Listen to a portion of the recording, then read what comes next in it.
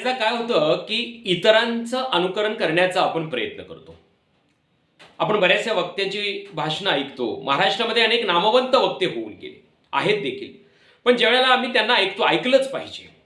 कारण नामवंत वक्त्यांना आणि अनेकांना ऐकल्याशिवाय आपण बोलू शकत नाही. पण जेव्हा आम्ही इतरांचं भाषण ऐकतो तेव्हा आम्ही त्यांचं अनुकरण करण्याचा प्रयत्न केला जातो.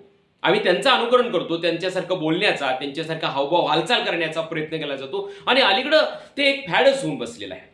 पण खरं सांगू का, जेव्हा आपण असं अनुकरण करण्याचा प्रयत्न केला जातो खरं तर आपण तिथंच चुकतो. समोरच्या वक्त्याच्या विचारांचा आदर्श घेतला पाहिजे, तो कसा बोलतो हे लक्षात घेतलं पाहिजे, त्याची बोलण्याची पद्धत समजून घेतली पाहिजे. पण या सगळ्यांच्या आधारे आपली स्वतःची बोलण्याची एक पद्धत, शैली ही आपण विकसित केली पाहिजे आणि तेव्हा तो वक्ता ते भाषण श्रोत्यांच्या लक्षात राहतं आणि आपलं भाषण हे खऱ्या अर्थानं प्रभावी होतं. नमस्कार, गोपाल पाटसुबे आपल्या सगळ्यांचं मनपूर्वक स्वागत करतोय. आपल्या प्रभावी बोलावं कसं, वक्तृत्व आणि भाषणाचे तंत्र आणि मंत्र या संकल्पवाणी चॅनेलमधल्या आपल्या भागामध्ये मी आपल्या सगळ्यांचं पुनश्च एकदा मनपूर्वक आणि सहर्ष स्वागत करतो. वास्तविक आता गेल्या भागामध्ये आपण पाहिलं की वक्तृत्वाचे दोन अंग आहेत, एक बाह्यांग आहे आणि अंतरंग आहे. खरं तर एका तासामध्ये किंवा एका भागामध्ये मी तुम्हाला सगळं सांगून टाकेन, भाषण कसं करावं, कसं बोलावं, काय सगळं होईल. पण ते भाषण किंवा ते ज्ञान तुमचं अपुरं राहील बरं. म्हणूनच माझा प्रयत्न एवढाच आहे की तुम्हाला जे वक्तृत्वाचं ज्ञान द्यायचं आहे ते परिपूर्ण आणि पुरेपूर असं मिळालं पाहिजे, जेणेकरून त्यातले बारकावे तुमच्या लक्षात आले पाहिजे. एकदा का जर वक्तृत्वातले बारकावे, भाषणातले बारकावे तुमच्या लक्षात आले तर तुमचं भाषण कधीही अपयशी होणार नाही, हे मात्र नक्की आहे. आणि म्हणूनच वक्तृत्वाचे दोन अंग आहेत हे समजून घ्या. गेल्या भागामध्ये आपण वक्तृत्वाच्या बाह्यांगांविषयी चर्चा करत होतो. जसे की वक्तृत्वासाठी आपला आवाज, वक्तृत्वासाठी आपली शरीरयष्टी, वक्तृत्वासाठीची आपली देहबोली, वक्तृत्वासाठीचा आपला आत्मविश्वास, आपला अभ्यास म्हणजे आपली विषयाची मांडणी, त्याचबरोबर आपली सवय सूचकता आहे, आपल्या आवाजातला चढ उतार आहे. या सगळ्या गोष्टी वक्तृत्वामध्ये किती महत्वाच्या आहेत हे वक्तृत्वाची बाह्यांग आहे. पण या सगळ्यांमध्ये आपण एक बारकाईने सगळ्यांचा अभ्यास करणं का गरजेचं आहे? ठीक आहे, आवाज चांगला असावा मी सांगितलं, पण कसा असावा नेमका? देहबोली तुमची व्यवस्थित असावी, शरीरयष्टी तुमची नीट असावी, तुमचा आत्मविश्वास चांगला असावा, म्हणजे नेमकं काय असावं याही गोष्टींविषयी तुम्हाला माहिती असणं गरजेचं आहे.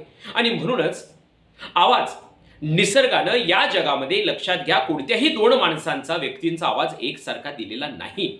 परमेश्वरानं जन्माला घालतानाच आपल्याला वाटतं त्याचा आवाज त्याच्यासारखा आहे, तो प्रयत्न करतो, पण खरं तर प्रत्येकाचा आवाज हा वेगळा आहे.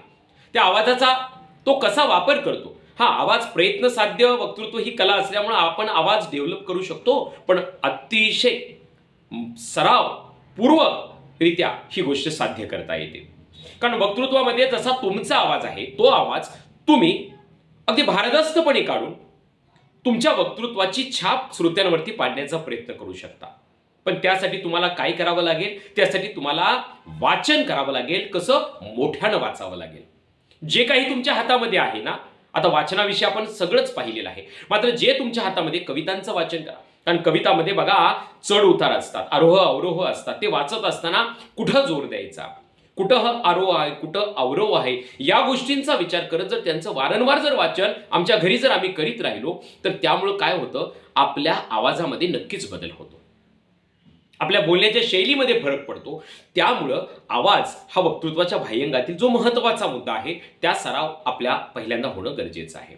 जी आपली शरीरयष्टी म्हणतो. आता शरीरयष्टी म्हणजे आपली ही निसर्गाने दिलेली असते, त्यामध्ये आपण काय बदल करू शकत नाही. पण तरी देखील वक्तृत्वामध्ये श्वास हा फार महत्वाचा आहे. त्यामुळे आपला जे योगासन म्हणतो आपण, प्राणायाम म्हणतो, यासारखा सराव, व्यायाम हा वक्त्यानं करणं का गरजेचं आहे? कारण वक्तृत्वामध्ये श्वास कुठं थांबायचं, किती वेळ थांबायचं हे समजणं देखील तितकंच महत्वाचं आहे. त्यामुळं तुमची शरीरयष्टी आणि तुमची देहबोली या जवळपास सारख्या गोष्टी आहेत. शरीरयष्टी कशीही जरी असली तरी तुमच्या बोलण्यातून तुम्ही प्रभावित करू शकता श्रोत्यांना. शरीरयष्टीचा मग विषय कुठंच राहत नाही. कारण काही वक्ते आपण असेही बघतो की शरीरयष्टी अगदी लक्षणीय नसणारी, मात्र जेव्हा आपण त्यांचं भाषण ऐकतो, त्यांना ऐकायचा प्रयत्न करतो, त्यावेळेला मात्र अगदी स्तब्ध होतो, आपण मंत्रमुग्ध होतो, अशी भाषणं वक्ते करणारी आहेत. देहबोली. आता देहबोली हा विषय मात्र फार महत्वाचा बरं. कारण देहबोली म्हणजे प्रत्यक्ष भाषणाच्या वेळेला तुम्ही स्टेजवरती गेलेला आहात आणि स्टेजवरती तुम्ही कसे उभे राहणार आहात. तुमची हलण्याची हालचाल करण्याची पद्धत जी आहे, हातवारी करण्याची पद्धत ज्याला आपण हावभाव म्हणतो, हा वेगळा बात. मात्र तुम्ही स्टेजवरती जेव्हा जाता त्यावेळेला काही लोकांना सवय असते पायात अंतर ठेवून उगीच उभा राहायचं. एक पाय पुढे एक पाय मागं ठेवून उभा राहायचा, पाठीमागं हात बांधून उभा राहायचं. तर असं न करता आपली देहबोली, आपली उभा राहण्याची पद्धत आहे अगदी ताठ छाती अशी पुढं थोडी, अगदी जास्त नाही पण अगदी थोड्या प्रमाणामध्ये करून आपण उभा राहिलं पाहिजे. त्याचबरोबर दोन्ही पाय हे अगदी समान अंतरावरती, पायात कुठलंही अंतर नको, अगदी किंचित अंतर ठेवून अगदी दोन्ही खांद्यातलं जेवढं अंतर आहे तेवढं अंतर हे आपल्या दोन पायांमध्ये असावं.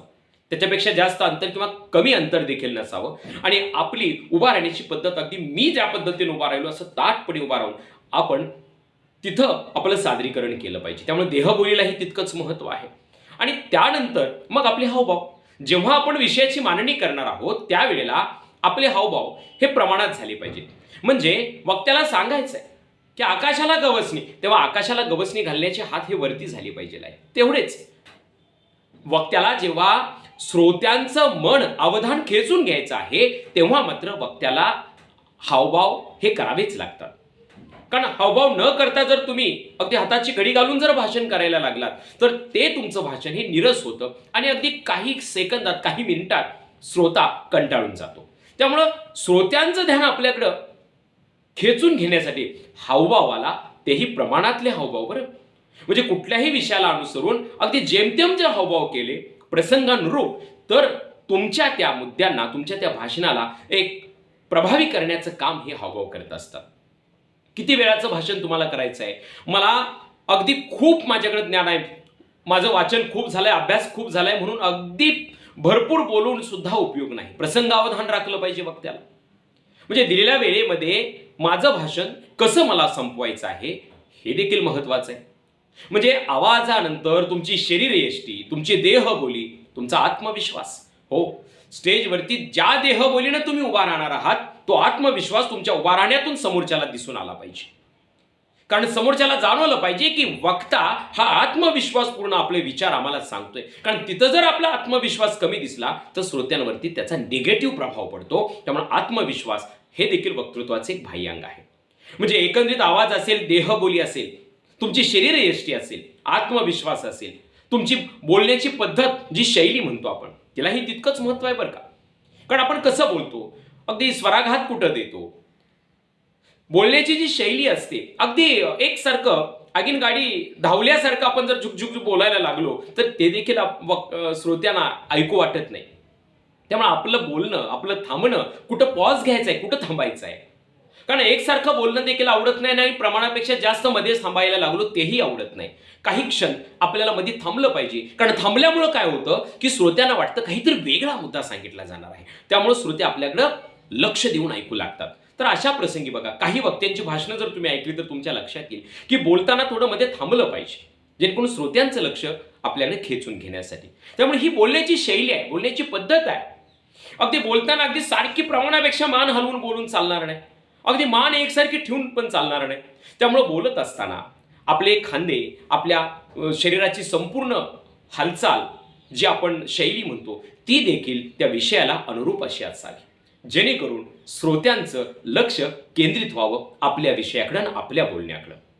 त्यामुळे देहबोली, शरीरयष्टी, आत्मविश्वास, आवाज या सगळ्या गोष्टी ज्या आहेत, तुमची समयसूचकता आणि प्रसंगावधान, म्हणजे मी जे काही तयारी करून गेलेलो आहे ते जर मध्ये संपलं असेल किंवा माझ्या लक्षात राहत नसेल तर लगेच पुढचा मुद्दा कसा घ्यावा यासाठी तिथं माझं कौशल्य फार महत्वाचं आहे. म्हणजे या सगळ्या गोष्टी ज्या आहेत ना हे वक्तृत्वाचे बाह्यांग आहे.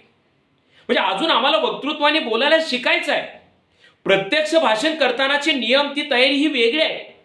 त्याला आपण वक्तृत्वाचे अंतरंग म्हणतो. त्यातले पूर्णपणे मुद्दे हे वेगळे आहेत, हे झाले बाह्यांग. जेणेकरून तुम्हाला स्टेजवरती उभा राहण्यापूर्वी काय असावं, नेमकं तुम्ही कशी तयारी करावी, तुमच्याकडे कोणते गुण असावेत हे समजून घ्या पहिल्यांदा. कारण या जर गोष्टी एकदा तुमच्या डोक्यामध्ये बसल्या आणि त्या पद्धतीनं जर तुम्ही सराव चालू केला तर नक्कीच तुमचं भाषण हे प्रभावी होईल यात शंकाच नाही. पुढच्या भागामध्ये आपण वक्तृत्वाच्या अंतरंगांविषयी अगदी सविस्तर जाणून घेऊया.